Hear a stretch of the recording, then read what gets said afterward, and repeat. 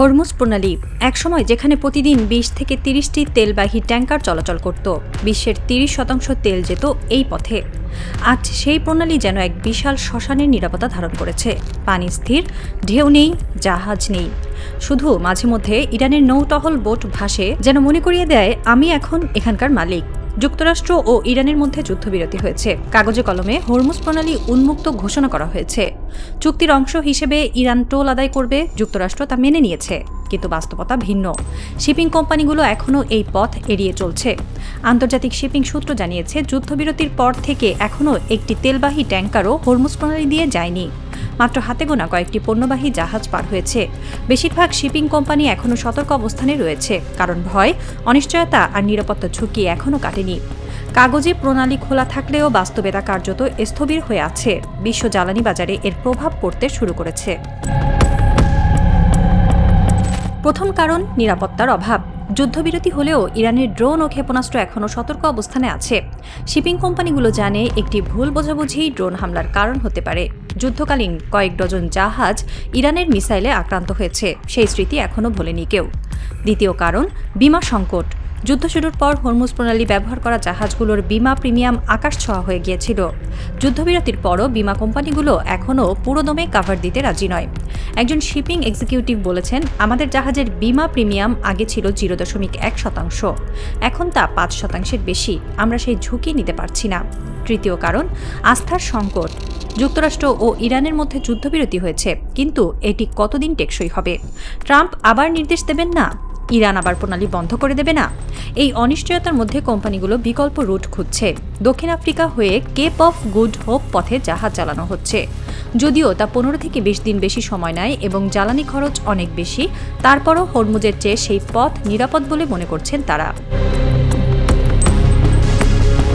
Iran যুদ্ধবিরতির সবচেয়ে বড় অর্থনৈতিক সুবিধা হিসেবে দেখছিল হরমুজের টোল। তাদের পরিকল্পনা ছিল প্রতিটি জাহাজ থেকে $20 লাখ করে টোল আদায় করবে।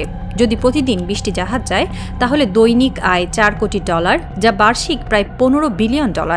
কিন্তু বাস্তবে একটি তেলবাহী জাহাজও আসছে না, ফলে ইরানের সেই আয় প্রায় শূন্য। ইরানের বাজেটে এর প্রভাব পড়তে শুরু করেছে। দেশটির মুদ্রার মান কমছে, বেকারত্ব বাড়ছে। ইরানের বিপ্লবী গার্ডের এক কমান্ডার নাম প্রকাশ না করার শর্তে বলেছেন, আমরা চুক্তি করেছি, কিন্তু বিশ্ব এখনও আমাদের বিশ্বাস করেনি। জাহাজ আসবে না কেন? আমরা তো হামলা করছি না। কিন্তু বিশ্বের জবাব, তোমরা কয়েক সপ্তাহ আগে ড্রোন হামলা করেছ, মিসাইল ছুড়েছ, সেই ভয় কাটাতে আরও সময় লাগবে। ইরানের জন্য এটি বড় চ্যালেঞ্জ। কাগজে প্রণালীর নিয়ন্ত্রণ পেলেও বাস্তবে তা থেকে আয় করতে পারছে না। হরমুজ প্রণালী বন্ধ থাকায় বিশ্ববাজারে তেলের দাম এখনও উচ্চমাত্রায় রয়েছে। ব্রেন্ট ক্রুড $150 কাছাকাছি। গত বছর এই সময় ছিল $80। ইউরোপের জ্বালানি সংকট চরমে। আমেরিকায় পেট্রোলের দাম রেকর্ড ছাড়িয়েছে। এশিয়ার উন্নয়নশীল দেশগুলো বিপকে পড়েছে। যুদ্ধবিরতির পর বিশ্ব আশা করেছিল হরমুজ খুলে গেলে তেলের দাম কমবে, কিন্তু বাস্তবে তা হয়নি। কারণ জাহাজ আসছে না, সরবরাহ চেইন এখনও পুরোপুরি চালু হয়নি। একজন আন্তর্জাতিক জ্বালানি বিশ্লেষক বলেছেন, কাগজে কলমে প্রণালী খোলা আর বাস্তবে জাহাজ চলাচল করা এক নয়। শিপিং কোম্পানিগুলো ভয় পাচ্ছে, বীমা কোম্পানিগুলো কাভার দিতে রাজি নয়। অন্তত আরও 2 থেকে 3 মাস লাগবে পরিস্থিতি স্বাভাবিক হতে। ততক্ষণ পর্যন্ত তেলের দাম কমবে না।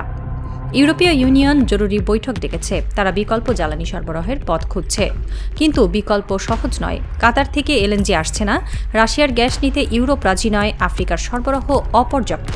ফলে সংকট আরও গভীর হচ্ছে।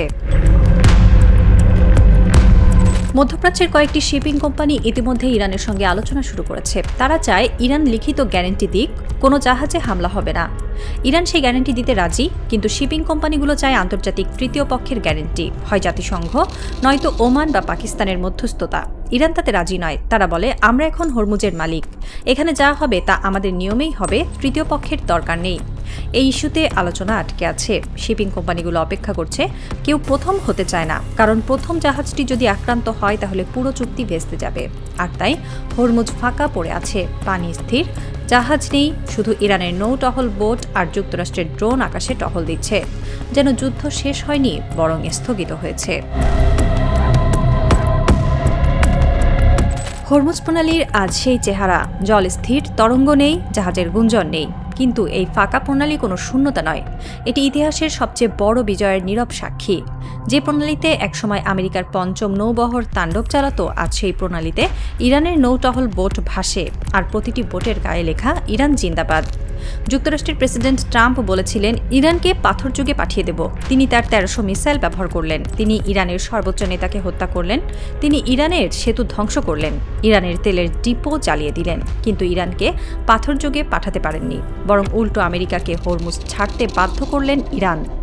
আজ হরমুজ ফাঁকা, কিন্তু এই ফাঁকা প্রণালীর প্রতিটি ফোঁটা জলে মিশে আছে ইরানি শহীদদের রক্ত, আছে আল খামেনির রক্ত, আছে সেই সব পাইলটদের রক্ত যারা F-15 ভূপাতিত করে ইতিহাস গড়েছিলেন, আছে কুয়েতের ঘাঁটিতে শহীদ হওয়া 15 মার্কিন সেনার আতঙ্কের চিৎকার। না, তাদের রক্ত নয়, তাদের পরাজয়ের লজ্জা। এই প্রণালী আজ ফাঁকা, কিন্তু এই ফাঁকি ইরানের শূন্যতা নয়, এটি আমেরিকার পরাজয়ের প্রতিধ্বনি।